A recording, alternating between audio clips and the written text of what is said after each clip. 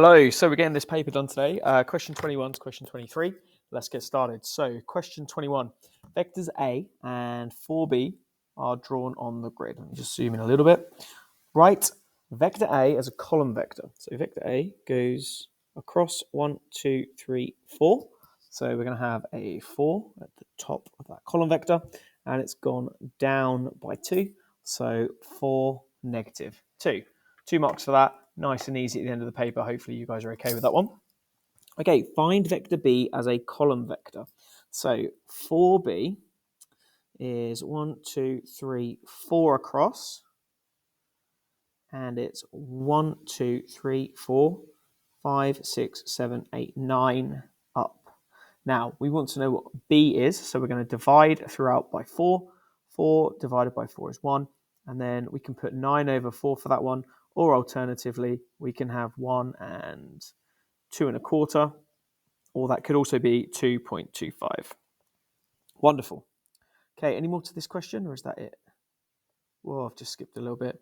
No, that's it. I should probably put it in the answer section.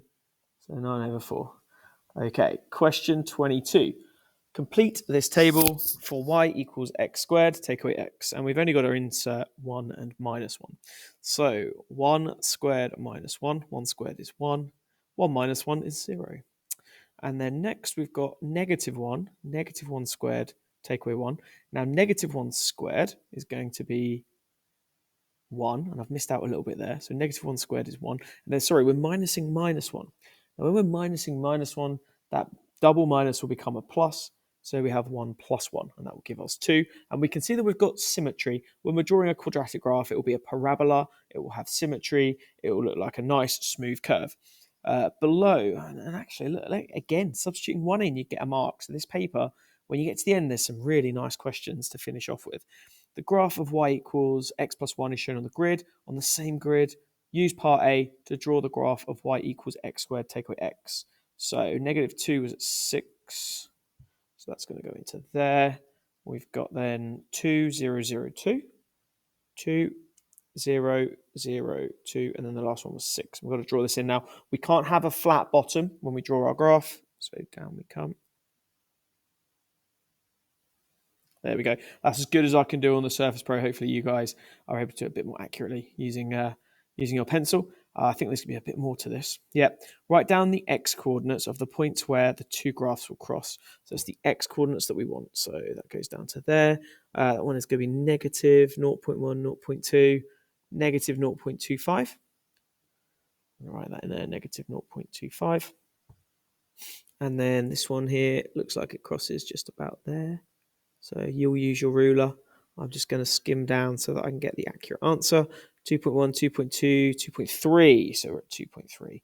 Okay, I'm just going to check the mark scheme because these are always given as like an area, as like a range. So we've got here, it says, oh my word, my drawing's terrible. It's telling me negative 0.45 to negative 0.35 for this value. And then for this value, 2.35 to 2.45. Of course, your drawing is going to be a lot more accurate than mine. As you can see, I've gone inside both of those coordinates, sort of there and there, and that's why I'm a little bit out. So, but the technique and the skill is still the same. So you should be able to get that nice and fully correct. Right, the last question, here we go.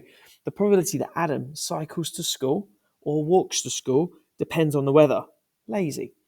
On any day, the probability that the weather is wet is 0.4. When the weather's wet, the probability that he cycles to school is 0.3. So actually, he only likes to cycle or he prefers to cycle on a dry day, it would appear.